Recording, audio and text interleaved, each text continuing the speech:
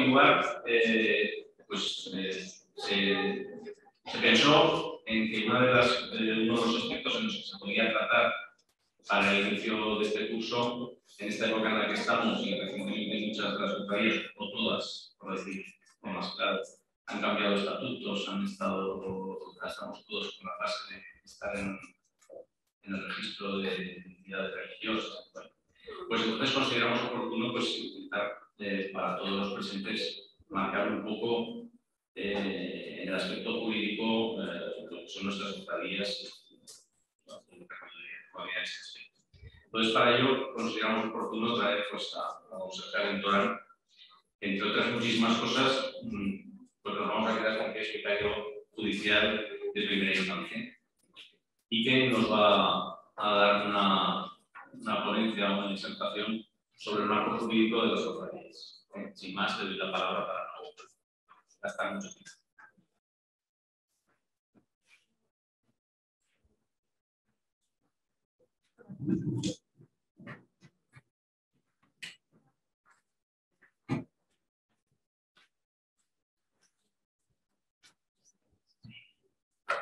Bueno, pues muy buenas tardes. Yo no sé si voy a ser tan ameno como don Juan Antonio García, porque todo lo que suena jurídico suena a tostón, ¿no? Leyes, normas, estatutos. Bueno, pues voy a intentar en estos minutos, lo han hecho que si hay 25 yo me callaré, habiendo hablado entonces que a las 8:30 ya tenemos ganas de irnos para casa. Bueno,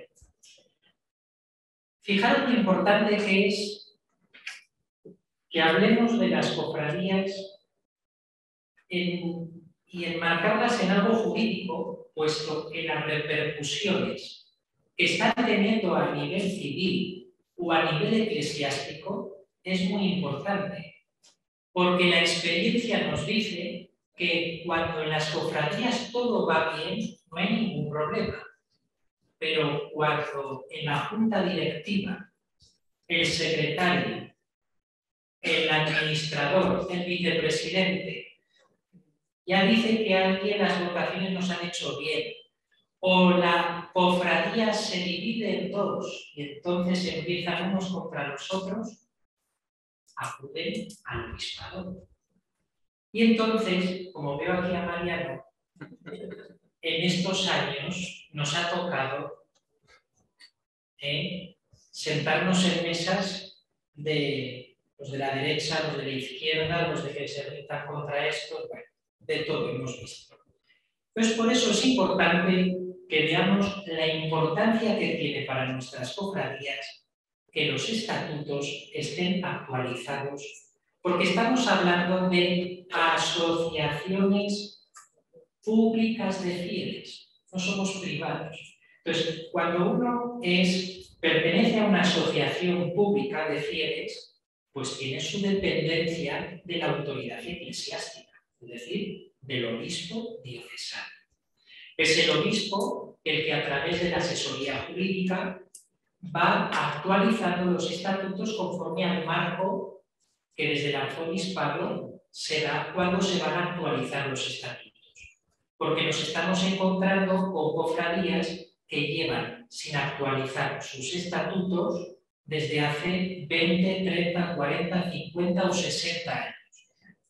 Una no había actualizado los estatutos desde el año 1795, donde decía que aquellas personas que en el campo tuvieran no sé qué tenían que entregar. Y yo les dije, ¿esto lo estáis cumpliendo ahora? No, ¿verdad?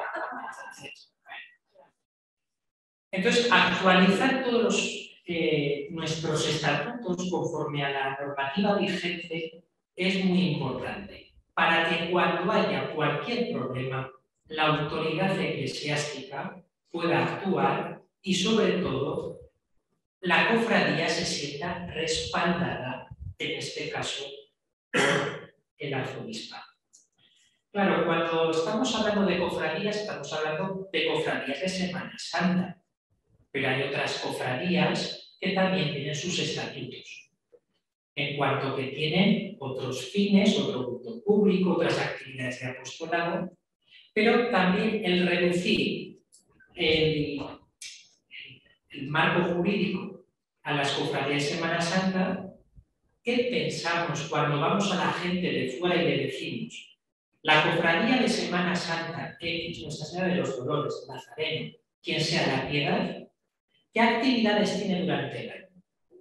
El estatuto jurídico marca que los fines de cada cofradía sean, y tienes que especificarlos, ¿no? Yo ahora diré lo que el marco nuestro dice. Pero claro, nos estamos encontrando sobre todo con una dificultad. Esta es la primera que quiero señalar.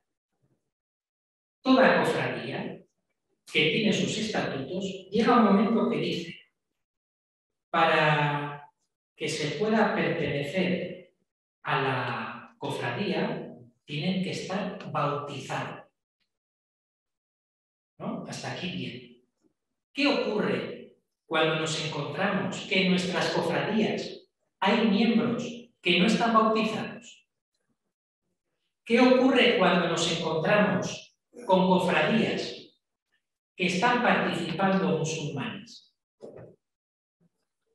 ¿Qué ocurre cuando el párroco de esa parroquia se entera y le dice: mira, está muy bien que toque el tambor o el bombo esta niña musulmana, pero es que no puede ser? Y entonces nos empiezan a cargar una serie de, ¿no?, qué anticuados sois, es que no valéis para nada, no estáis abiertos al mundo.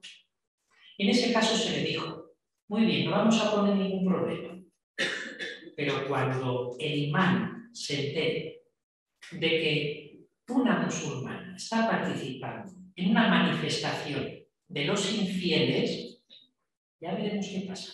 Y así fue. La persecución que tuvo esa familia en ese pueblo por parte del imán hasta que pudo salir esa niña y todo. Entonces, creo que tenemos que ser un poco sabedores, por lo menos, de nuestros estatutos. Cuando hablamos del marco jurídico, sí que os diré que en el Código de Derecho Canónico, desde los cánones 298 hasta el 320, habla del estatuto o el cuerpo jurídico de las cofradías como asociación pública de fieles. Por lo tanto, lo primero que tenemos que decir es que nuestras cofradías, la cofradía es una asociación pública de fieles con personalidad jurídica pública y se rige por lo dispuesto en los cánones 298 a 320 del Código de Derecho Canónico. Está constituida en una parroquia. Es decir, el estatuto recoge: esta es la cofradía, es una asociación pública con personalidad jurídica, de ahí todo lo que hay que hacer para que llegue al Ministerio de Justicia, somos reconocidos, bueno. Y luego, el que esté constituida en una parroquia, normalmente, ¿no? Y la cofradía se rige por los presentes estatutos. Hay 9 puntos, que los voy a pasar por encima rápidamente. Cuando nos encontramos ante el marco jurídico de una cofradía, el primero es naturaleza de la asociación, que es lo que acabo de decir: personalidad pública, personalidad jurídica y asociación pública. Después, el título segundo, segunda parte: fines de la asociación. Aquí es donde hay que hilar muy fino cuando cada cofradía presenta en el arzobispado cuáles son sus fines de la asociación. Porque claro, si vamos al código, en el canon 301 dice: corresponde exclusivamente a la autoridad eclesiástica competente en erigir asociaciones de fieles que se propongan transmitir la doctrina cristiana en nombre de la Iglesia, o promover el culto público, o persigan otros fines reservados por su misma naturaleza a la autoridad eclesiástica. Pues claro, cuando uno piensa cuáles son los fines específicos de mi cofradía, ¿no? Es verdad, pues transmitir la doctrina cristiana, promover el culto público o perseguir otros fines reservados como puede ser la caridad, la asistencia social o cualquier otro fin. Si nosotros en nuestras parroquias preguntáramos a la gente, oye, ¿cuáles son los fines que tiene tu cofradía en la parroquia? En la mayoría de los pueblos, y hablo porque soy vicario episcopal de pueblos y mi vida está con los pueblos, la gente diría los pueblos, ¿cuáles son los fines de la cofradía de la columna? Tocar el bombo y el tambor. Pero cuando estás en el pueblo, resulta que dices, no, hay que enriquecer y descubrir cómo cofradías, la mayoría de Zaragoza, tienen otros fines sociales, caritativos, de participación en la vida parroquial. Eso es lo que yo veo que hay que enriquecer en la vida de los pueblos. Donde más disputas y enfrentamientos tenemos es lo que os he dicho antes, de que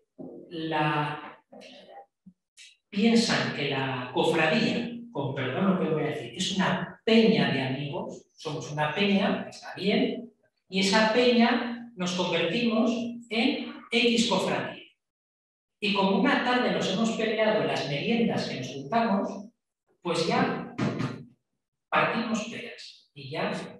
Entonces, por eso es tan importante que cuando al arzobispado nos llega la propuesta de actualización de estatutos, se mira esto muy bien para indicar, oye, me habéis puesto que sí, los fines de esta cofradía es potenciar la Semana Santa del pueblo o de la parroquia, dinamizar la Semana Santa, vale, pero fuera de la Semana Santa, por eso el segundo título de los estatutos es muy importante, que son los fines de la asociación. Tercer título que siempre hay, miembros de la asociación. Sería en este apartado donde procedería a señalar, si las hay, las diferencias de clases de cofrades, como por ejemplo, miembros de pleno derecho o de número, socios adscritos, miembros honoráficos, bienhechores. Si hay diferentes clases de cofrades, hay que indicar los elementos fundamentales que los caracterizan, como el derecho de voz y voto en las reuniones, la asistencia a las mismas, etc. ¿Vale? Entonces, miembros de la asociación.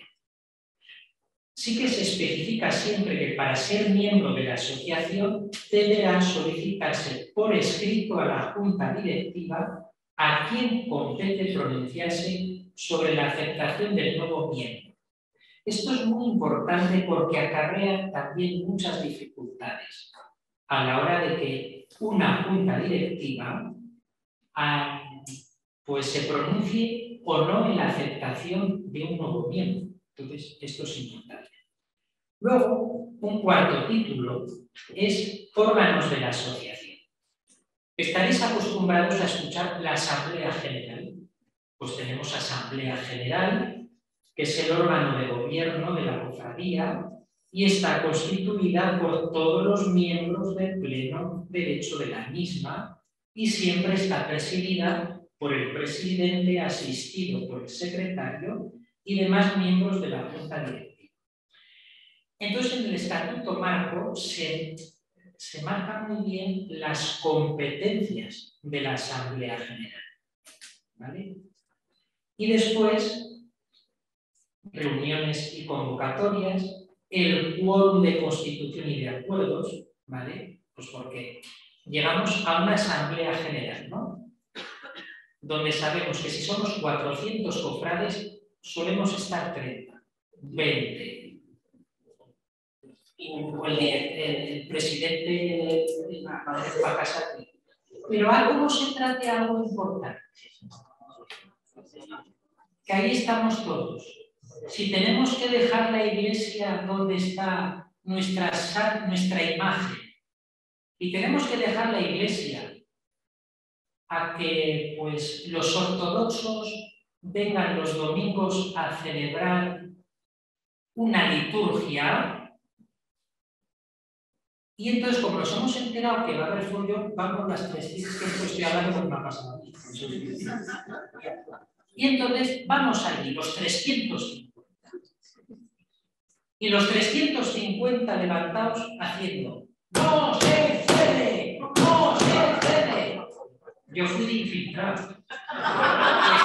El único que no me levanta, que me va a levantar en la vida, porque que todos dicen que no se levanta. Entonces, para el quórum de constitución y acuerdos, pues claro, hasta tiene que quedar claro, por ejemplo, la Asamblea General quedará constituida válidamente en primera convocatoria cuando esté presente la mayoría absoluta de los miembros de la asociación con voz y voto, es decir, la mitad más uno. En segunda convocatoria, media hora más tarde, será válida por los que estén presentes.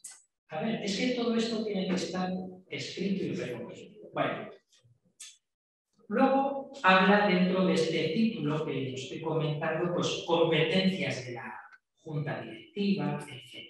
Bueno, después habla de la figura del presidente, del vicepresidente, del secretario, administrador. Es decir, cada uno de estos miembros de la Junta Directiva tiene especificadas entre 8 y 10 funciones cada uno, para que quede bien claro hasta dónde llega la función. No quiero hablar de poder, la función de cada uno de ellos.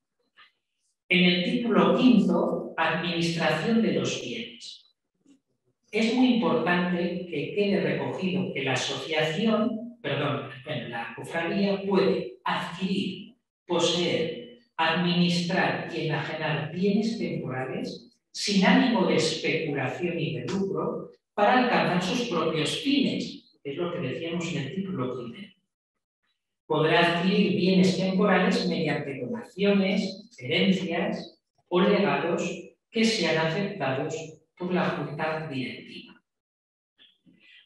Toda asociación pública administra los bienes que posee conforme a la norma de los estatutos y se hará inventario de los bienes inmuebles, de los bienes muebles tanto preciosos como de algún modo pertenecientes al patrimonio mundial.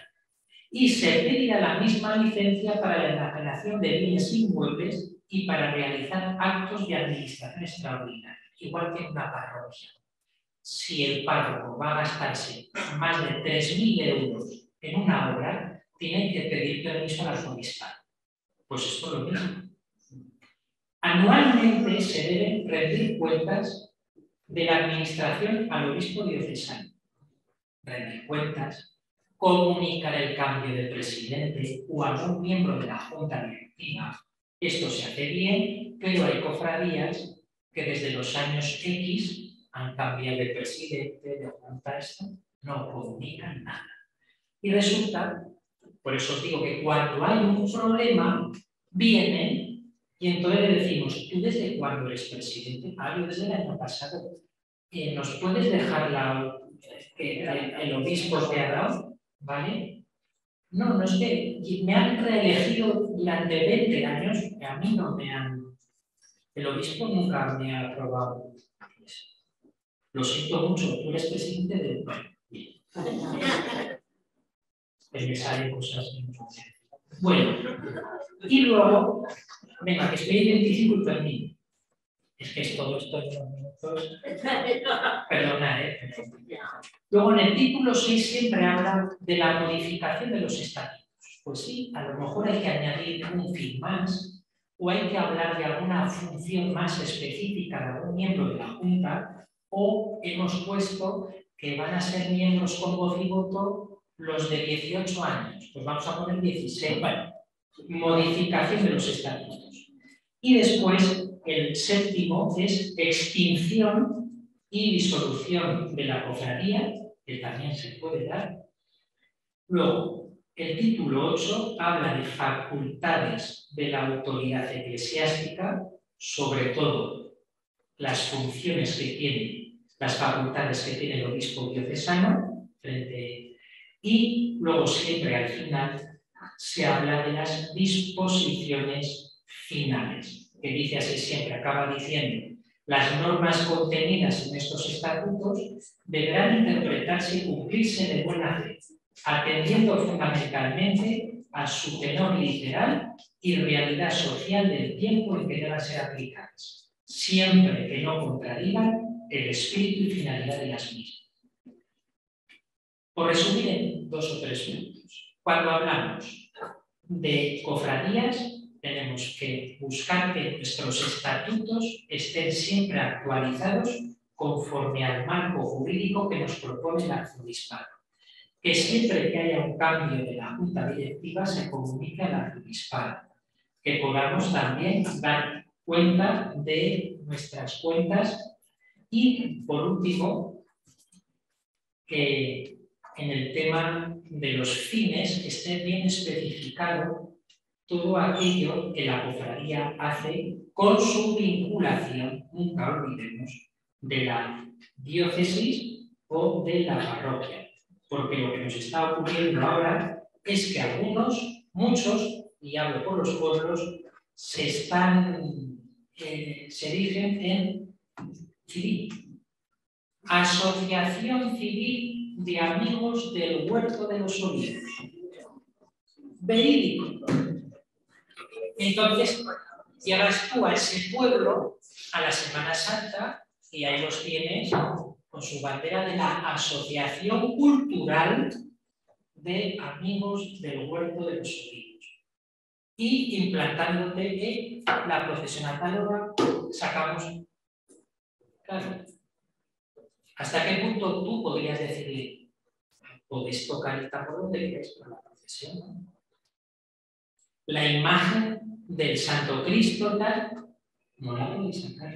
Es decir, siempre intentas tener un diálogo, un acercamiento, no digo que sea, pero yo veo que nos estamos yendo a esto, porque en cuanto ha habido disputas, lo primero que han hecho la extinción de la cofradía, convertirse en asociación cultural.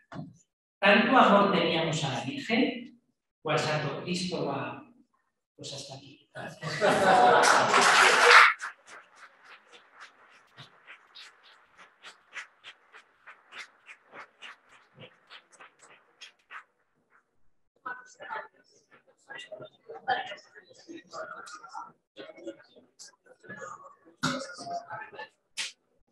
A ver, primero muchas gracias a vosotros, un placer. Querría ver si tenéis alguna pregunta, seguro que hay alguna pregunta que podéis tener. ¿Que se pueda solucionar? ¿No? Bueno, entonces, pues citaros para la próxima semana que empezaremos muy a fondo. Seguro que habéis echado en falta el programa. El programa la próxima semana lo tendréis porque poner de acuerdo a 25 cofradías con sus obligaciones, con sus juntas, etcétera, etcétera, etcétera, es casi imposible. Entonces, para el programa que había planteado, ha habido que hacer unos cambios de última hora, entonces por eso nos apuntarán. Pero tendréis aquí el programa la próxima semana con todo lo demás. ¿De acuerdo? Entonces nos vemos la próxima semana y gracias.